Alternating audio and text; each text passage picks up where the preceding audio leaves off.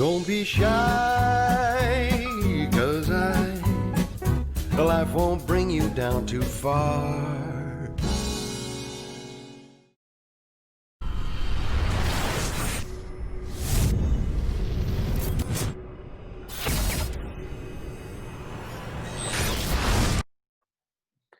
Andrew McCART, IFL TV in association with MTK Global. Delighted as always to be joined by the IBF, WBA, Ring Magazine, World Boxing Super Series. What an intro, Josh, eh? World Champion, Josh Taylor. I never get tired of hearing that, so it's good. How are you, mate? How's things? How's training camp going just now? Aye, going well. We're down here in Essex now, so Ben's got his own place now for a gym, so we're nice and settled here, and we're renting a house here as well, so all the lads are in staying together and that as well. So it's good.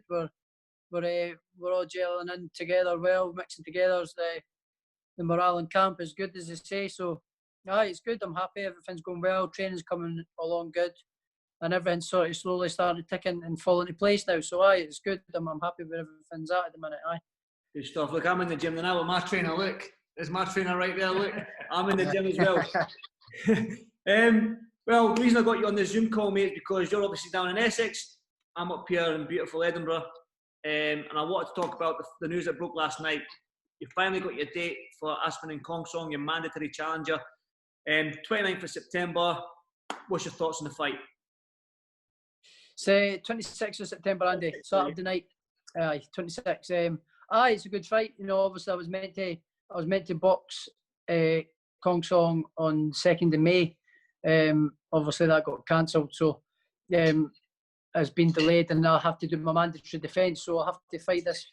I have to do this fight straight away, and it's probably a fight I prefer to do anyway, Andy, because you know I didn't want any tune-up fights and this and that, because you get harder to get up for fights like that, you know. So this fight's with my belts on the line, and you know, if it goes wrong, that's the end of my fucking dreams and, you know, aspirations is to become unified, undisputed world champion. So I got to get this on out the way. So I'm fully focused. I'm fully focusing on Khongsong and making sure I go in there and do a demolition job on him and make sure that he doesn't get him away and get in the road of my goals. So I'm fully focused, training hard, and I'm in fine fettle at the minute. Like I'm performing well in the gym, and everyone's coming together, clicking nicely with Ben and that in the gym now as well. So but we're really good. We're flying, and the sparring's starting to come together now as well. Good stuff, mate. Well, I'm glad you said that you're fully focused on this guy, because we've seen obviously what happened to Dillian White at the weekend, and John O'Carroll slipping up against Maxie Hughes. So we've seen guys that are meant to go out there and get the win. They've slipped up. Do you know what I mean?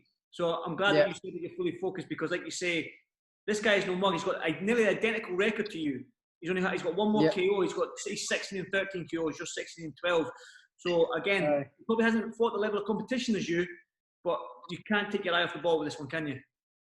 No, definitely. You can't take your eye off the ball with any fight, because it only takes one punch, and as you've seen at the weekend there as well. So with Povetkin, so it only takes one punch, and you know I'm so close to getting that fight with Ramirez, or the winner of Ramirez-Postol at the weekend. So I'm one fight away from that. So I want to make sure I don't slip up at the final hurdle here. So I've got to make sure that I'm on point, and I'm fully focused, and I get there and get the job done. You know, and let's not forget, Khongsong here. This is his big chance. It's his big world title to put his name out there on the world boxing scene. So he'll be coming in and giving it all he's got, and be willing to give everything. So I've got to bear that in mind as well. He's hungry, as am I hungry for more. So we need to make sure that I'm on the ball and fully focused. I suppose this fight was meant to take place in May. I think it was the end of May, wasn't it? This fight in Glasgow. 2nd of May, yeah, 2nd of May in Hydro. Yeah. I think it's going to be at the BT Studios. Is that where the fight's going to be held? Yeah, BT Studios, mate. So behind closed doors, and BT Studios. So it's looking like it's going to be that. No ideal, but do you know what? It doesn't make a blind bit of difference. You know, once you're in there and you've got punches being thrown at you, you soon switch on.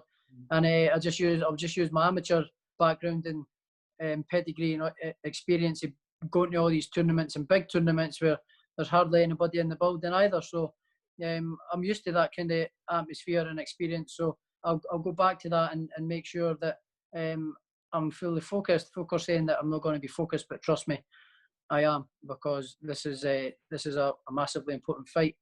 And for one, my titles are on the line. So if I have a bad night and lose, I'll lose my belts, and then I'll lose that undisputed fight as well that I'm trying to chase. So you believe me, I'm fully focused on this one, 100%.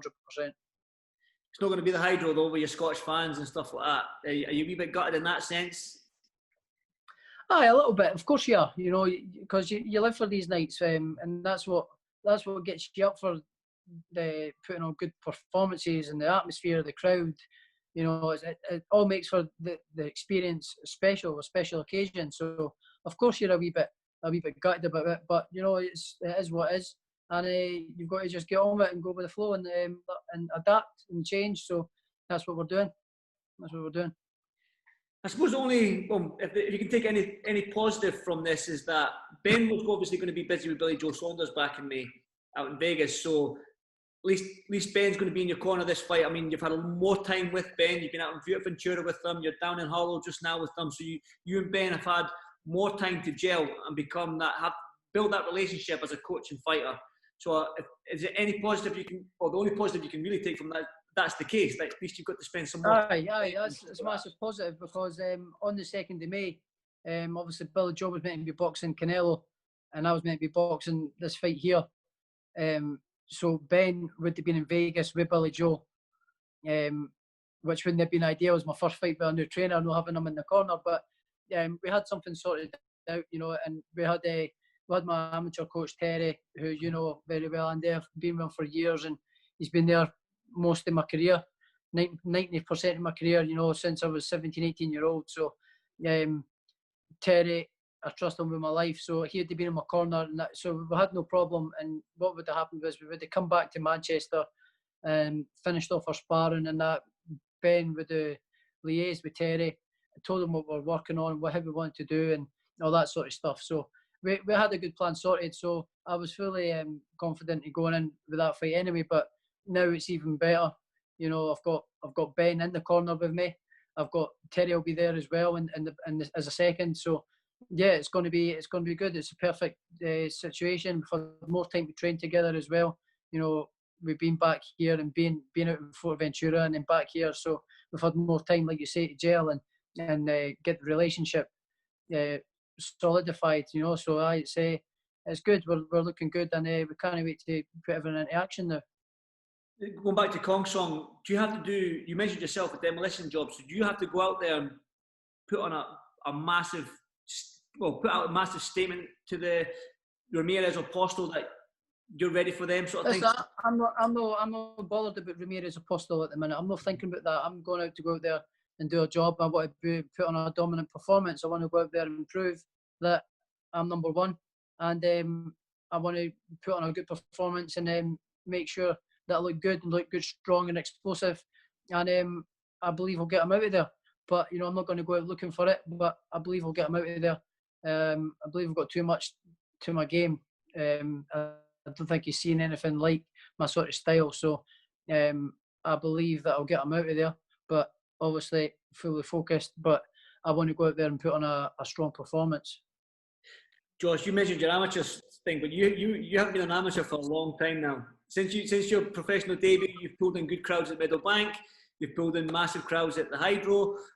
You've done the O2 last fight out. Now this one's going to be behind closed doors, like you said.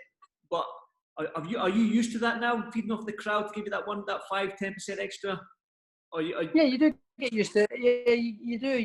You thrive with it. But listen, I was amateur for a very long time as well. My whole career, 10 years, Andy, fighting in front of no one. And even on my debut in Texas, there was no one there. There was no one there. On the undercards and Frampton undercards in Santa Cruz, again fighting in front of about 20-50 people. So I'm used to it. And I still perform well there. So this experience of having no one there is irrelevant. I've switched on. You know, you're going in, you're in fight mode, and that's it. You know, that's all that matters. That's all that matters. So I don't know why people are making a thing about it, because I don't think it's such a big deal. It does play a part. Obviously, you probably do get a wee bit more nervous when there's crowds there and things like that. But in terms of your mindset, I don't think it makes any difference at all. Well, I mentioned Victor Postol and Jose Ramirez. They are fighting on Saturday night. Now, I know you're fully focused on this Khongsong fight, but I'm sure you'll be watching or paying close attention to that fight on Saturday. Yeah, of course, I'll be watching it. You know, that potentially can be my next opponent, the winner of this fight. So, you know, obviously, I know what Postol's all about, so I'll be keeping a close eye on Ramirez. And I think that fight is close. You know, I wouldn't be too surprised if Postol did pull off the upset, but I'm expecting Ramirez to pull through it. You know, it's been more than 2 years since I last boxed him. You know, he's probably 36-year-old odd now. You know, so he is getting on a bit. You know, he is past his best now, I believe, a little bit, but still a very live dog in that fight. You know, and I believe early on, especially, it'll be very tricky for Ramirez. So I'll be keeping an eye on the fight, but ultimately I'm focusing on myself at the minute. But I will be keeping an eye on watching that fight for sure. Have you heard anything with reference to Top Rank or anyone that if whoever gets through Saturday night, and if you get through in September against Khongsong, any dates or venues or play where this fight will take place for this undisputed fight? No, nothing at all. Nothing at all. But I do know that will be the next fight. If and when I do get through Khongsong, I know that will be the next fight, either Ramirez or Postol. So that's the fight that I'm wanting. So that's what's the next target. But you know, as you say, focusing on the 26th of September. I know you're focusing on 26. So my last question on this, Josh. Are you hoping for a Ramirez win? Because you've been there and done that with Postol. Ramirez is young. Yeah, I would prefer Ramirez because he's the bigger name. Everybody's on the Ramirez train. He's this, he's that. But you know, I believe I've got the beating of him. He's young, fresh, and hungry as well. So yeah, I want the Ramirez fight. I've been there and done that with Postol. More than happy to do it again. You know, more than happy to do it again with Postol. But yeah, I prefer Ramirez. But really, I'm not really bothered. But I think because Ramirez is a champion at the minute and he's expected to win, and you know, I think it would be better for myself, my sort of resume, as you say, for Ramirez to pull through, and I go ahead and then spank him. I won't talk about you winning that fight, becoming undisputed and moving up to 147, because I think I've spoke about that numerous times. I think Uma spoke about that in Ventura. So I'll just get a quick message here for Lee McGregor, who's fighting on Wednesday night.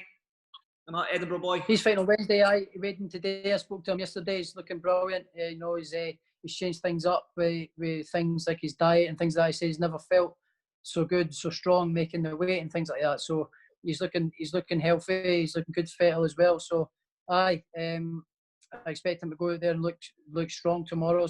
So I wish him all the best if he's watching and sees this. So go out and do it, wee man.